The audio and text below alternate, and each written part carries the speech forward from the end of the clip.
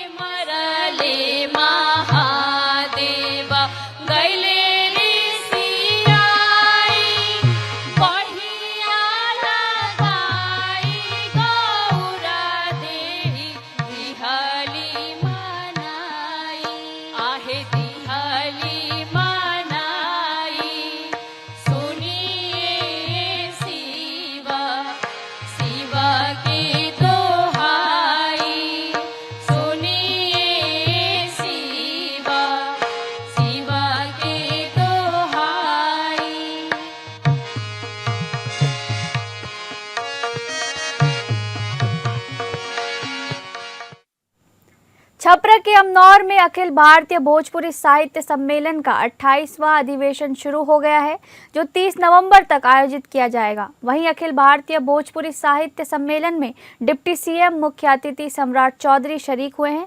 2 दिवसीय इस कार्यक्रम में देश भर से साहित्य, कला और राजनीति जगत की कई नामचीन हस्तियां शामिल होने पहुंच रही हैं। ये अधिवेशन भोजपुरी भाषा, साहित्य और इसकी समृद्ध सांस्कृतिक विरासत को समर्पित है। इस आयोजन की अध्यक्षता बिहार विधान परिषद के सदस्य और साहित्य प्रेमी डॉक्टर संजय मयूख कर रहे हैं। उन्होंने कहा कि ये सम्मेलन भोजपुरी साहित्य के संवर्धन और संरक्षण की दिशा में ऐतिहासिक साबित होगा। डॉक्टर मायूख ने बताया कि भोजपुरी भाषा को राष्ट्रीय पहचान दिलाने और नई पीढ़ी तक इसकी विरासत पहुंचाने में ऐसे आयोजन बड़ी भूमिका निभाते हैं।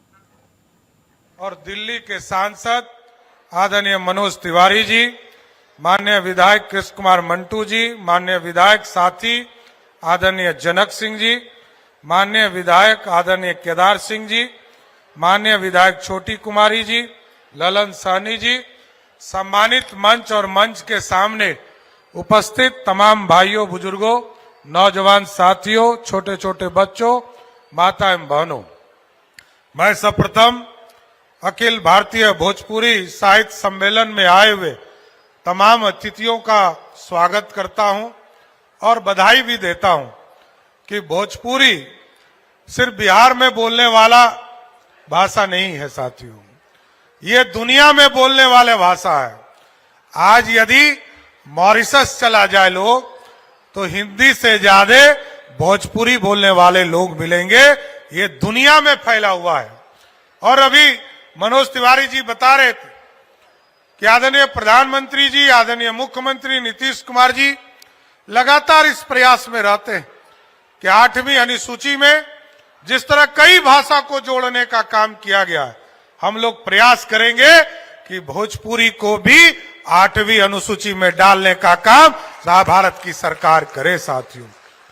और स्वाभाविक है, आप लोगों ने भोजपुरी के सम्मान में भोजपुरी की भाषा को जिस सरलता के साथ पूरा पूर्वांचल यहां से लेकर उत्तर प्रदेश के पूरे भाग में, एक भाग में पूरा भोजपुरी बोलने का काम किया जाता है।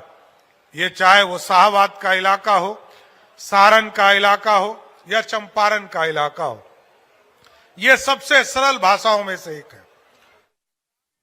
बापू सभागार पटना में लोक जनशक्ति पार्टी का 25वां स्थापना दिवस धूमधाम से मनाया गया।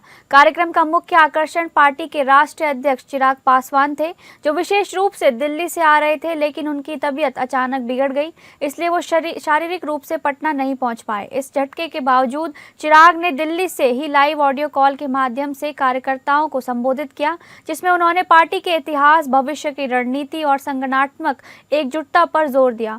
समारोह में पार्टी के वरिष्ठ नेता, जिला अध्यक्ष, युवा विंग के पदाधिकारी और कई स्थानीय समर्थक उपस्थित थे। बापू सभागार के अंदर और बाहर का माहौल उत्साह से भरपूर था।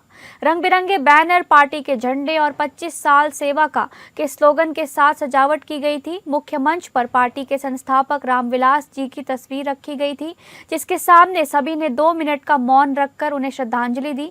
चिराग पासवान ने अपनी ऑडियो संदेश में कहा कि पार्टी ने पिछले 25 वर्षों में कई चुनौतियों का सामना किया है, लेकिन कार्यकर्ताओं की दृढ़ता और जनता के सहयोग से वो हमेशा आगे बढ़ी है। उन्होंने आगे कहा कि आगामी चुनाव में पार्टी को और अधिक सक्रिय भूमिका निभानी होगी और सामाजिक मुद्दों पर आवाज उठानी होगी।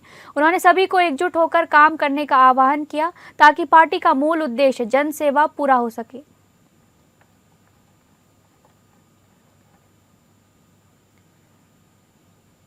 भागलपुर बिहार सरकार द्वारा चलाई जा रही मुख्यमंत्री रोजगार योजना के तहत आज राज्य की लगभग 10 लाख महिलाओं के बैंक खातों में डीबीटी के माध्यम से 10,000 की सहायता राशि भेजी गई। इस योजना का लाभ भागलपुर जिले की करीब 10,000 महिलाओं को भी मिला है। भागलपुर के समीक्षा भवन में जिला स्तरीय कार्यक्रम आयोजित किया गया, जिसमें बड़ी संख्या में लाभार्थी महिलाओं ने भाग लिया। ये कार्यक्रम राज्य स्तरीय मुख्य आयोजन से वीडियो कॉन्फ्रेंसिंग के माध्यम से जुड़ा रहा। वीडियो कॉन्फ्रेंसिंग के दौरान मुख्यमंत्री नीतीश कुमार ने भागलपुर की जीविका दीदी फूलन कुमारी से सीधा संवाद किया। फूलन कुमारी ने कहा, इस राशि ने हमें आत्मनिर्भर बनाया है। पहले महिलाओं को सम्मान और अवसर कम मिलता था, लेकिन मुख्यमंत्री की इस पहल ने हमारे जीवन में नई रोशनी लाई है। फूलन कुमारी ने बताया कि योजना से मिली राशि से उन्होंने अपने गांव में कपड़ों की दुकान खोली है, जिससे उन्हें प्रतिदिन 200-300 रुपयों की आय हो रही है। उन्होंने कहा कि ये सहायता न सिर्फ उनके लिए बल्कि पूरे गाँव की महिलाओं के लिए प्रेरणा है। सरकार की इस योजना का उद्देश्य महिलाओं को स्वरोजगार से जोड़ना, उन्हें आर्थिक रूप से मजबूत बनाना और उनके जीवन स्तर को बेहतर करना है।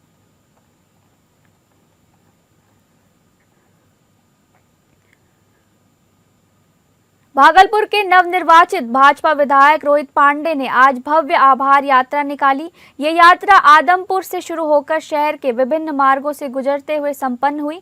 पूरे रास्ते माहौल उत्साहपूर्ण रहा। ढोल बजे, धुन पर समर्थक झूमते नजर आए, जबकि कार्यकर्ताओं ने जगह जगह आतिशबाजी कर स्वागत किया। यात्रा के दौरान विधायक रोहित पांडे ने कहा, भागलपुर की जनता ने मुझे जो आशीर्वाद दिया है वो मेरे लिए सम्मान भी है और जिम्मेदारी भी है। मैं भरोसा दिलाता हूं कि भाजपा की नीतियों को आगे बढ़ाते हुए भागलपुर के विकास के लिए दिन रात काम करूंगा। जनता के विश्वास पर खरा उतरना मेरा पहला कर्तव्य है। भव्य स्वागत के बीच आभार यात्रा का समापन उत्साह और उमंग के माहौल में किया गया।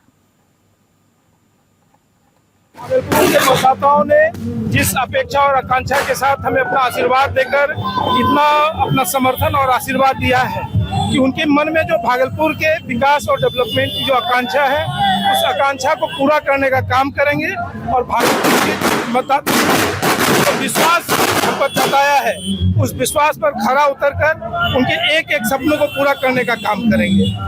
न्याय प्रणाली को और अधिक बेहतर और सुगम बनाने की दिशा में एक महत्वपूर्ण कदम उठाते हुए मुजफ्फरपुर की जिला व्यवहार न्यायालय परिसर में ई सेवा केंद्र की शुरुआत कर दी गई है। ये केंद्र आज से विधिवत रूप से कार्य में आ गया है, जिससे वादकारियों और अधिवक्ताओं को बड़ी राहत मिलने की उम्मीद है। ई सेवा केंद्र का उद्घाटन जिला की प्रधान न्यायाधीश श्वेता कुमारी सिंह ने किया। इस अवसर पर जिले के कई न्यायाधीशों सहित अन्य न्यायिक पदाधिकारी और जिला विधिक सेवा प्राधिकारी के पदाधिकारी भी उपस्थित रहे। प्रधान न्यायाधीश श्वेता कुमारी सिंह ने बताया कि ई सेवा से लोगों को बहुत राहत मिलेगी। अब वादी और अधिवक्ता कर बैठे ही अपने केस का स्टेटस जान सकेंगे। केस की स्थिति जानने के बाद वे आगे की कानूनी कार्यवाही को आसानी से समझ पाएंगे। वादी और अधिवक्ता अब आसानी से अपने मामलों की वर्तमान स्थिति जान सकेंगे। इस केंद्र पर आकर केस के फैसलों की सॉफ्ट कॉपी भी ली जा सकती है।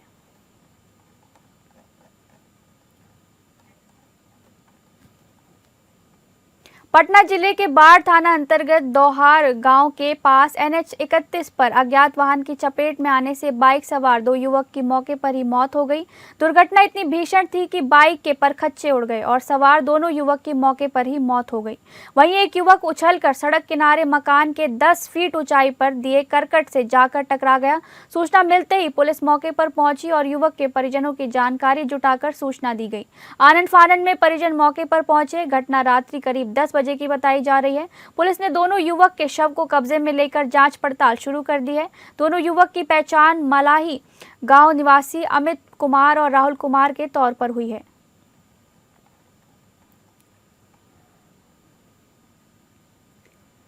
कैमूर जिले के चैनपुर थाना क्षेत्र अंतर्गत इस्माइलपुर बधार में संदिग्ध परिस्थितियों में भाई बहन की मौत से क्षेत्र में सनसनी फैल गई। खेत के बीच बनी झोपड़ी में दोनों बच्चे फंदे से लटके मिले, जिसके बाद आसपास के ग्रामीणों में अफरा तफरी मच गई। मृतक के पिता हर गांव निवासी गुरबीगन राजभर ने बताया कि उनकी पुत्री शिवानी कुमारी इस्माइलपुर के सिवान में धान की बाल चुनने गई थी। काफी देर तक शिवानी घर नहीं लौटी तो परिवार ने उसकी खोजबीन शुरू की। उसकी तलाश में पिता ने 12 वर्षीय पुत्र सुधार कुमार को खेत की ओर भेजा। काफी देर बाद जब दोनों बच्चे वापस नहीं लौटे तो चिंता बढ़ी। परिजनों और ग्रामीणों ने मिलकर तलाश की तो दोनों एक झोपड़ी में फांसी के फंदे से लटके मिले। घटना की जानकारी मिलते ही परिजन दोनों को तत्काल इलाज के लिए लेकर दौड़े। शिवानी कुमारी को चंदौली अस्पताल ले जाया गया, जहां चिकित्सकों ने उसे मृत घोषित कर दिया। पुलिस ने सुधीर कुमार के शव का पंचनामा कर भभुआ सदर अस्पताल में पोस्टमार्टम कराया। फिलहाल दोनों बच्चों की मौत को लेकर कई तरह की आशंकाएं व्यक्त की जा रही हैं। पुलिस ने बताया कि मामले की जांच की जा रही है और पोस्टमार्टम रिपोर्ट आने के बाद ही मौत के सही कारणों का खुलासा हो सकेगा।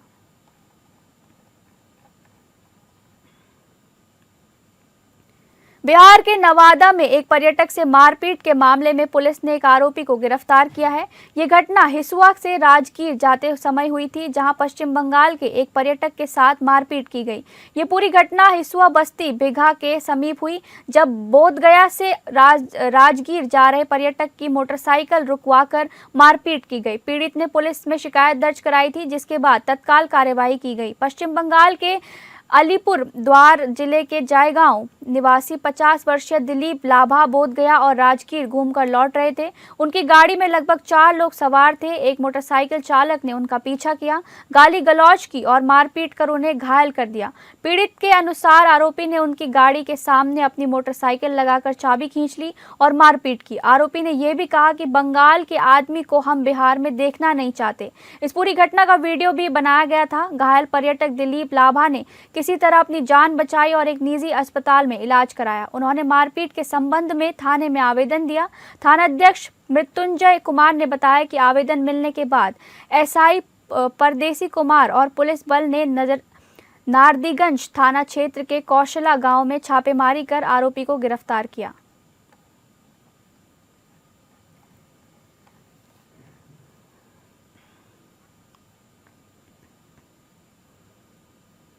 अब बात करेंगे झारखंड की खबरों की। झारखंड सरकार में स्वास्थ्य मंत्री डॉक्टर इरफान अंसारी द्वारा बीएलओ पर किए विवादित टिप्पणी को लेकर राज्य के मुख्य विपक्षी दल भारतीय जनता पार्टी ने कार्रवाई की मांग उठाई है, जिस पर अब प्रदेश कांग्रेस का पक्ष रखते हुए पूर्व सांसद सुबोध कांत सहाय ने हमारी संवाददाता तृप्ति से स्वास्थ्य मंत्री के बयान पर खुलकर अपनी प्रतिक्रिया व्यक्त की है। आपका क्या कहना है कि लगातार कांग्रेस की तरफ से कैबिनेट मंत्री स्वास्थ्य मंत्री ने हाल ही में जो बयान दिया बीएलओ को लेकर, देखिए वो बयान जज्बाती बयान है, उस बयान का कोई बहुत ये नहीं है, लेकिन एसआईआर इस इलेक्शन कमिश्नर के रहते किसी राज्य में अगर हो रहा है तो उस राज्य में राजनीतिक दृष्टिकोण से विपक्षी लोगों का जो है वो वोट काटने का ही हो रहा है जो बिहार में किया और उसका उनको फायदा मिल गया। बहुत बहुत शुक्रिया। तो यहाँ पर हमारे बीच नजर आए सुबोध कांत सहाय, यानी कि पूर्व सांसद, जो कि एसआईआर को लेकर अपने विचार रखते नजर आए। आज पुराना विधानसभा परिसर में उनसे बात हुई और एसआईआर को लेकर विपक्ष पर उन्होंने खुलकर निशाना साधा। केंद्र सरकार और राष्ट्रीय चुनाव आयोग पर उन्होंने निशाना साधा है, यानी कि पूरी तरह से कांग्रेस एसआईआर के विरोध में यहाँ पर अब बड़े स्तर पर आवाज बुलंद कर रही है। झारखंड कांग्रेस का ये आवाज जो बुलंद है एसआईआर के विरोध में, देखना होगा आगे आने वाले समय में किस तरीके की परिस्थिति खड़ी करता है। फिलहाल के लिए हमारे सहयोगी दीपक के साथ एपीएन न्यूज से मैं तृप्ति रांची से, नमस्कार। हेमंत सरकार के प्रथम वर्षगांठ पर झारखंड प्रदेश भाजपा के प्रवक्ता प्रतुल शाह देव ने ये कहा है कि हेमंत पार्ट 2 का पहला वर्ष फ्लॉप शो रहा है। खोखली घोषणाएं, शून्य काम और बेपटरी हो गई व्यवस्था ही उनकी 1 वर्ष की उपलब्धि है। रांची स्थित अपने आवास से उन्होंने एक वीडियो जारी करते हुए ये भी कहा कि रोजगार, महिला सुरक्षा, विधि व्यवस्था के मामले पर सरकार पूरे तरीके से फेल रही है। देखिए, हेमंत सरकार पार्ट 2 का जो कार्यकाल का पहला वर्ष है वो पूरे तरीके से फ्लॉप शो रहा है। बड़ी बड़ी खोखली घोषणाएं हुई और जो काम के नाम पर कोई इनका उपलब्धि नहीं रहा और पूरी की पूरी व्यवस्था जो है वो सिस्टम से बेपटरी हो गई है। इन्होंने 10 लाख सरकारी नौकरियों की घोषणा की थी 5 वर्षों में और पहले वर्ष में सिर्फ 10,000 नौकरी देने जा रहे हैं, वो भी हेमंत सरकार पार्ट 1 के समय की गई नियुक्तियों का। अगर माने आप तो 1% इन्होंने 10 लाख का 1 वर्ष में पूरा किया है, तो आप सरकार से क्या उम्मीद करते हैं। महिला सुरक्षा की बात थी तो इस सरकार और पुराने सरकार के 6 वर्षों के कार्यकाल में 8,000 रेप केसेस हुए हैं। फिरौती के लिए अपहरण तो मामूली बातें हो गई हैं। बेरोजगारी भत्ते को तलाश रहे हैं। छत्तीसगढ़ के धमतरी जिले में वैध खनन की आड़ में अवैध रेत उत्खनन धड़ल्ले से जारी है, जहां एनजीटी के नियमों का खुलेआम उल्लंघन किया जा रहा है। जहां मजदूरों से रेत लोडिंग किया जाना चाहिए, वहां 5-5 चेन माउंटेन मशीनों के माध्यम से महानदी का सीना छल्ली किया जा रहा है। जहां गुंडों के कारण ना ही कोई जनप्रतिनिधि पहुंचते हैं और ना ही यहां कोई पत्रकार पहुंचते हैं, और यही कारण है कि ये रेत माफिया दिन और रात चेन माउंटेन मशीनों से रेत उत्खनन कर रहे हैं और जिम्मेदार प्रतिनिधि, नेता व मंत्री और अधिकारी चुप्पी साधे हुए हैं। एक्चुअल में खनिज विभाग के द्वारा कार्रवाई किया जा रहा है। इस संबंध में हम खनिज विभाग से जानकारी लिए थे और क्योंकि यह जो विभाग है जिला पंचायत में गौण खनिज का विषय आता है। जी जी, अधिकारी भी लापता और रहते हैं, बताते हैं जो जिला पंचायत सदस्य लोग हैं वो आते नहीं, उनको बुलाया जाता है। उनको बुलाया जाता है, वो आते नहीं हैं, ये बात सत्य है। और दूसरा उनके द्वारा हमने समीक्षा के लिए उनको बुलाया तो उन्होंने लेटर भेजा है कि हम जिला पंचायत की समीक्षा के सदस्य नहीं हैं, इस कारण से हम नहीं आएंगे करके। तो इस विषय में कलेक्टर साहब से मैंने चर्चा किया है। सरकार अपना प्रयास कर रही है और जो सरकारी सिस्टम होता है उस सिस्टम के तहत आवंटन हुआ है और अवैध खनन को रोकने के लिए पुलिस विभाग है, खनिज विभाग है, वो तत्पर है। खनिज विभाग फोन नहीं उठाते, लोगों का कहना है कि खनिज विभाग रेत माफियाओं से मिले हुए हैं। ऐसा नहीं है, ऐसा नहीं है। लगातार छापामारी हो रही है, गाड़ियां पकड़ा रही हैं, तो ये कौन पकड़ रहा है? आखिर कार्रवाई हो रही है ना, तभी तो पकड़ रहे हैं। किसानों की गाड़ी को पकड़ रहे हैं, ऐसा नहीं है, पकड़े नहीं है। ऐसा नहीं है, ऐसा नहीं है। छोटे किसान ट्रक रखेंगे क्या? हाईवा रखेंगे? हाईवा को कहाँ चालानी कार्रवाई कर रहे हैं? करते हैं। ऐसा नहीं है। इस वक्त हम मौजूद है ग्राम पंचायत नारी, विकास खंड कुरुद, जिला धमतरी, जहां जो है आप देख सकते हैं किस तरह मेरे पीछे महानदी में 4 chain mountain, 1 2 3 4 5 chain mountain Mahanadi में उतारा गया है। और जो है हाईवा का रेलम लाइन आप देख सकते हैं। ये कौन है पवार? ये तथाकथित पवार कौन है जिनके सानिध्य में पूरा धमतरी जिले में इनका सिंडिकेट चल रहा है? कौन है ये रेत माफिया जिनके खिलाफ अधिकारी भी कार्रवाई करने से डरते हैं, क्योंकि ये वो माफिया है जिनसे धमतरी के बड़े बड़े नेता, मंत्री और अधिकारी तक डरते हैं। और यही कारण है कि इनके खदान में न कोई पत्रकार पहुंच पाते हैं, न खनिज अधिकारी पहुंच पाते हैं, क्योंकि ये वो सिंडिकेट नेता है जिनके हर खदान में जहां जहां भी हम जा रहे हैं, चाहे वो नारी खदान हो, मंदरौत खदान हो, चाहे दोनर गोथा का हो, ऐसे 4-5 खदान है जहां सभी खदानों में जो है 4 chain mountain, 7 chain mountain, 5 chain mountain के माध्यम से महानदी का सीना छल्ली किया जा रहा है। हम जिला प्रशासन से अपील करते हैं कि ऐसे रेत माफियाओं के ऊपर कड़ी कार्रवाई करे, ताकि महानदी का सीना छलनी करने वाले जो माफिया है, जिनके हौसले बुलंद है, ऐसे माफियाओं को सबक मिल सके। अगर आपको कमीशन नहीं मिलता है तो निश्चित तौर पे आप ऐसे जो हो रहे हैं, महानदी का सीना छलनी कर रहे हैं, उनका आप विधानसभा में आवाज उठाएं। बस्तर संभाग में एंटी नक्सल ऑपरेशन को एक बड़ी सफलता मिली है। झीरम घाटी हमले का मास्टरमाइंड और DKSZC का वरिष्ठ माओवादी चैतू उर्फ श्याम दादा ने पुलिस के सामने आत्मसमर्पण कर दिया है। लगातार शासन की ओर से पुलिस, सुरक्षा बल, स्थानीय प्रशासन, स्थानीय समाज सबकी ओर से प्रयास जारी रहा। उस प्रयास के तहत विगत 2 वर्षों में काफ़ी बड़ी संख्या में माओवादी कैडर्स इंसा त्याग कर समाज की मुख्यधारा में शामिल हुई। खासतौर पर विगत 2-3 महीने में पुनः मार्गम, पुनर्वास, पुनर्जीवन हमारे एक अभियान, हमारे एक पहल रहा। उसी के तहत दिनांक 17 अक्टूबर को 210 की संख्या में सेंट्रल कमेटी मेंबर रूपेश उर्फ सतीश, DKSZC कैडर्स वेंकटेश, प्रणीता, राजू सलाम, राजमन मंडावी, RCM रतन एवं अन्य जो DVCM, ACM और PLG लेवल के कैडर्स हिंसा त्याग करके समाज मुख्यधारा में जबलपुर में शामिल हुई। खैरागढ़ ग्राम कटंगी कला स्थित FCI गोदाम में 2 से अधिक महीनों से आवक जावक पूरी तरह बंद है, जिसमें यहां काम करने वाले करीब 75 हमलों की रोजी रोटी छिन गई है। लगातार बेरोजगारी के चलते कई परिवार भूखमरी की कागार पर पहुंच गए हैं। हमला संघ के सदस्य कलेक्ट्रेट पहुंचे और ज्ञापन देकर गोदाम का संचालन तुरंत शुरू करने की मांग की है।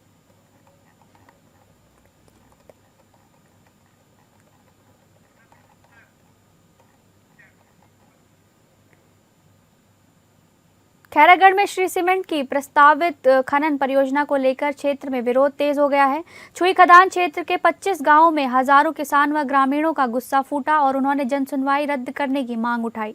कलेक्टर कार्यालय के 100 मीटर दायरे में धरना प्रदर्शन और सभा पर प्रतिबंध होने के कारण ग्रामीणों के प्रतिनिधि के रूप में पूर्व विधायक गिरवर जंगेल सहित चुनिंदा लोग कलेक्ट्रेट पहुंचे और अपर कलेक्ट्रेट सुरेंद्र ठाकुर से मुलाकात कर ज्ञापन सौंपा।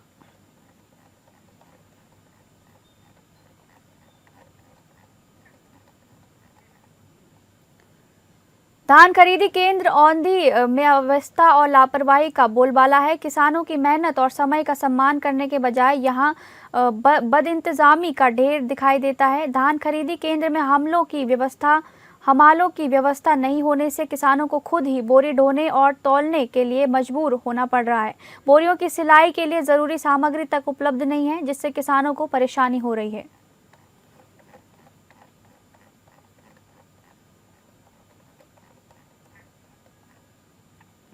कालिंगा विश्वविद्यालय नया रायपुर ने 22 नवंबर को साइंस वर्किंग मॉडल प्रतियोगिता 4.0 का सफल आयोजन किया। इस कार्यक्रम में छत्तीसगढ़ के विभिन्न क्षेत्रों से आए प्रतिभाशाली विद्यार्थियों ने अपनी उत्कृष्ट वैज्ञानिक प्रतिभा का प्रदर्शन किया। कार्यक्रम का शुभारंभ पंजीकीय डॉक्टर संदीप गांधी ने किया, जिन्होंने छात्रों की मौलिकता, शोध दृष्टिकोण और वैज्ञानिक सोच की सराहना की।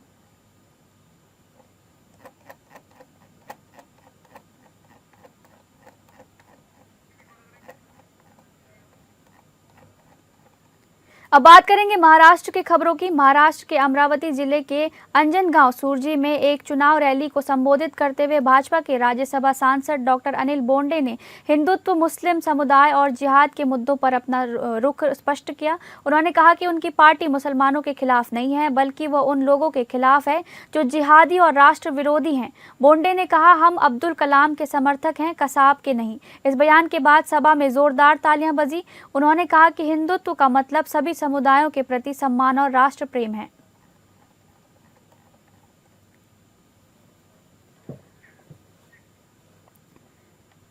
महाराष्ट्र के नागपुर में निकाय चुनाव के दौरान बीजेपी विधायक आशीष देशमुख का एक धमकी भरा बयान सामने आया है। सावेनर से बीजेपी विधायक आशीष देशमुख ने एक चुनावी सभा में कांग्रेस कार्यकर्ता को मंच से धमकी देते हुए कहा, ज्यादा फड़फड़ाया तो बीच से फाड़ दूंगा। गृह मंत्री और मुख्यमंत्री नागपुर के हैं। विधायक के इस बयान का वीडियो सोशल मीडिया पर जमकर वायरल हो रहा है। इसमें वह कह रहे हैं, उस सर्जा को बता दो, शरीर को बीच से आधा काट दूंगा।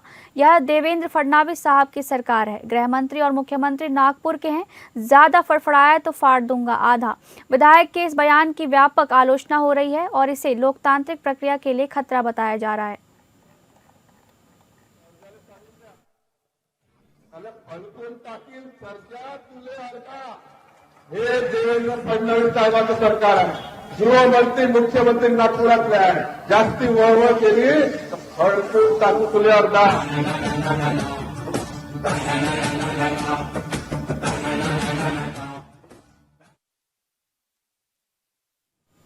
महाराष्ट्र के जवाहर पीडब्ल्यूडी में 111 करोड़ 63 लाख रुपए के घोटाले का मुख्य आरोपी नीलेश पडवले को गिरफ्तार कर लिया गया है। आरोप है कि जवाहर पीडब्ल्यूडी के अधिकारियों और कर्मचारियों ने ठेकेदारों के साथ मिली भगत कर सरकारी धन से धोखाधड़ी की योजना बनाई थी। ओवी कंस्ट्रक्शन के डायरेक्टर और विक्रमगढ़ नगर पंचायत के पूर्व नगराध्यक्ष नीलेश पडवले को पालघर पुलिस ने थाने से गिरफ्तार किया है। पुलिस ने बताया कि आरोपियों ने सरकारी धन को बैंक से निकालने के लिए फर्जी दस्तावेज का इस्तेमाल किया था। इस घोटाले में शामिल अन्य आरोपियों की तलाश जारी है।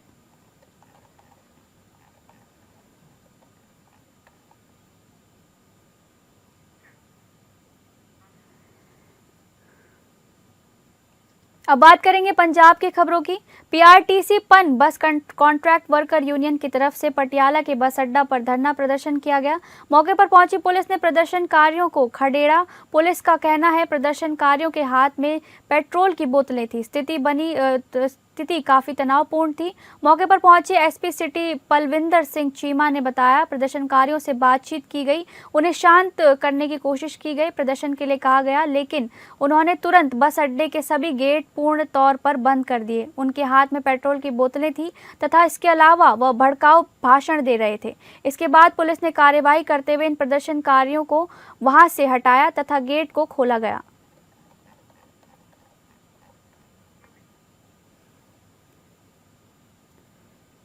फिलहाल स्टेट लाइव में बस इतना ही। नमस्कार।